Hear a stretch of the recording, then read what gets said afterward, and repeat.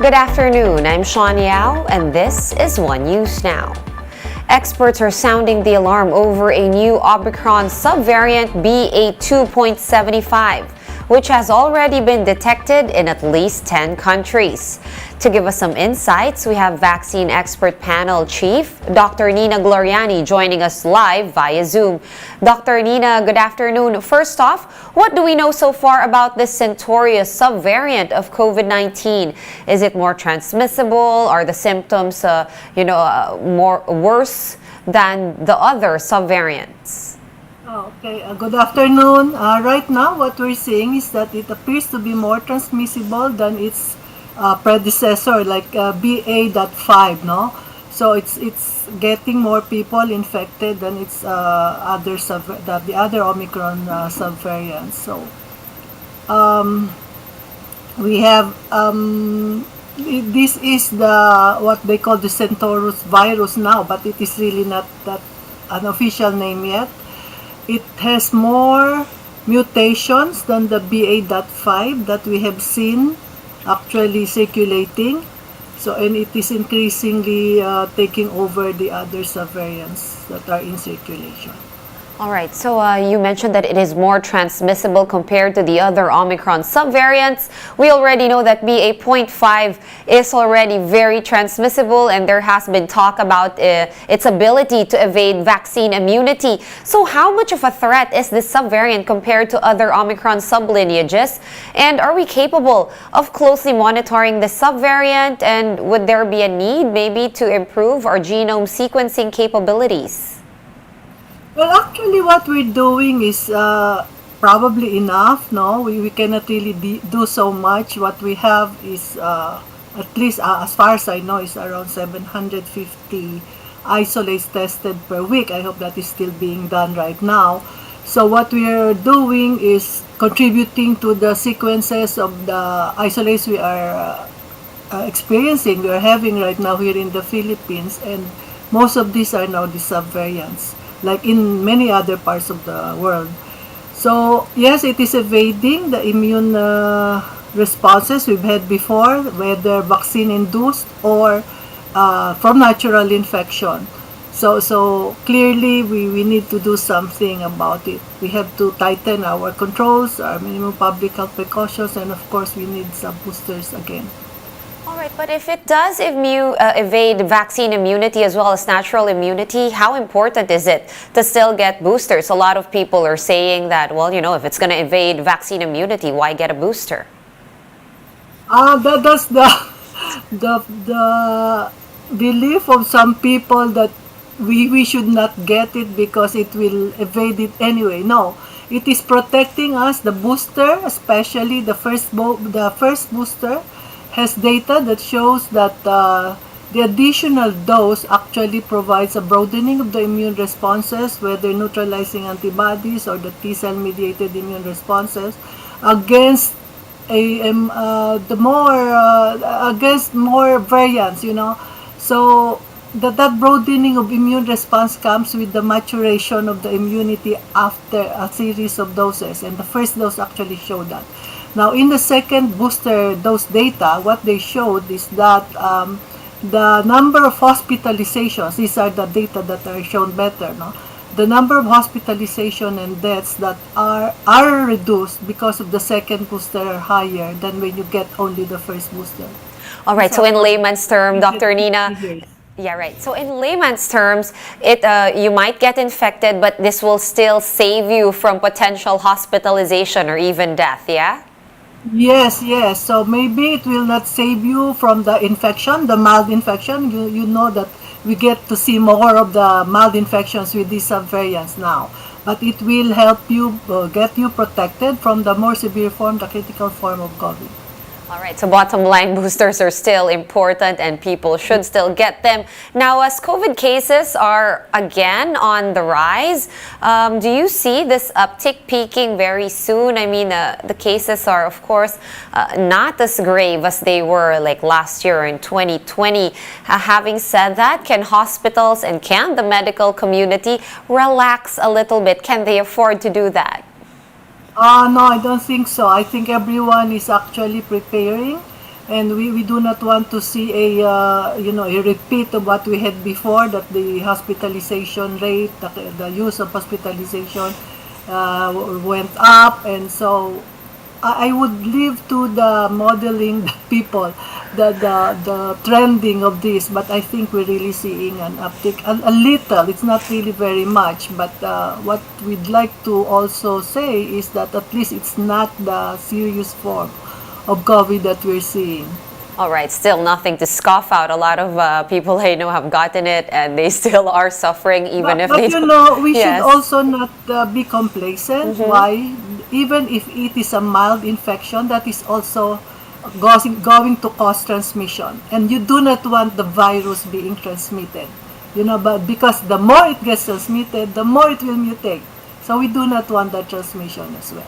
All right, very good point over there, Dr. Gloriani. Now, the government is, of course, urging to roll out second booster shots ASAP. This is for the general population because vaccines are already set to expire. Have you guys over at the vaccine expert panel discussed this and what to do? What's the best way to deal with these almost expiring vaccines? Well, we can only do so much or say so much. In the end, it is the Department of Health, the HTAC, that actually makes the final recommendations. But we are hoping that they will come to a sort of, a decision that will be good for everyone. All right, another issue, Dr. Gloriani, they're currently reviewing the current COVID-19 alert level system. Do you think this is necessary? And if you were asked, Dr. Gloriani, what recommendations would you give? What improvements? Well, actually, I'm part of that panel of experts that's actually recommending the shift to the yung parang disaster traffic light sort Yes. of warning system, which we're used to already because of the disasters, no, yung red, green, and yellow. I think the people can easily adjust. We know if it is yellow, you should be more cautious. Not that you should be complacent, but we know that if you're in the red, you know what to do. You should be more careful and protect yourself better, no? Yung green, medyo we had to relax. Why? Because we also want the economy to recover. You have to balance all of these things. So I think that will be good. It's easy to follow. Red, yellow, and green. I mean, as a part of the masses, siguro. Yeah, it's a little bit more organic and easier to understand, like traffic lights, and I think even the weather systems are the alert systems are also fashioned that way. Thank you so much for your time and insights. Vaccine Expert Panel Chief, Dr. Nina Gloriani. Thank you, Doc. Thank you. Take care. In other news, Executive Secretary Vic Rodriguez denies that he has resigned from his post. Rodriguez accommodated members of the Malacanang Press Corps in their courtesy visit today. He told the media that he remains in his office and has no idea how the resignation rumor started. Reports surfaced claiming that Rodriguez resigned as executive secretary as pressure mounted within the Marcos administration's inner circle. I think it must be clear. The moment he or she accepts the nomination and request coming from the president, by the president, to help him serve and run the country, I think automatic yun. The moment you said yes, automatic na rin, na tinanggap mo na rin na anytime you will be asked to leave. But until that happens, then you stay. Di ba? One News Now will be pausing for a quick break, but we will be back with more stories after that. Keep it here.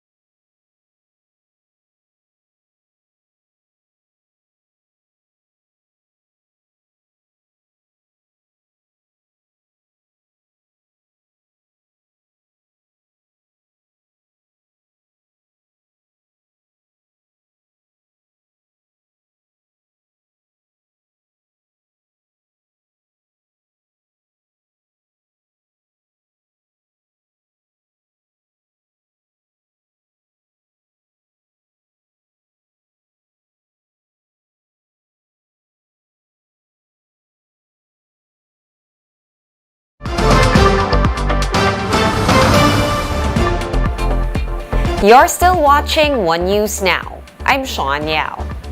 The Quezon City LGU is open to a possible compromise with protesters ahead of President Marcos's first State of the Nation address on Monday.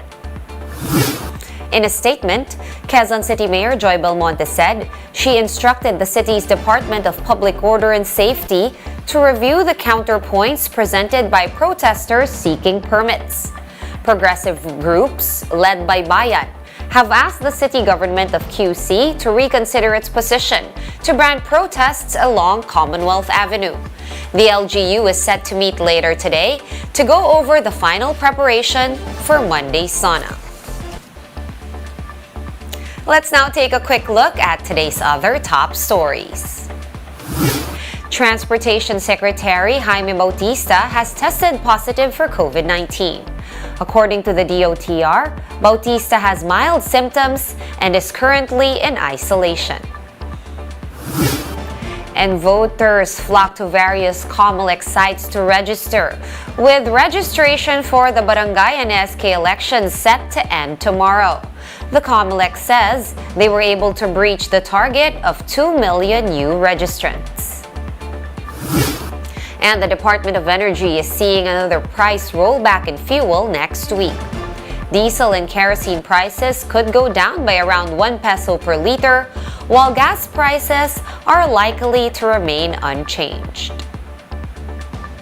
For more updates, visit News 5, The Philippine Star, and Business World online. Visit our website, onenews.ph, for more in-depth analysis. You can also catch One News on Signal Play. Register for a free account at www.signalplay.com and stream One News Live anytime, anywhere. Masks on, wash hands, and stay safe, Philippines. I am Sean Yao. We are One News.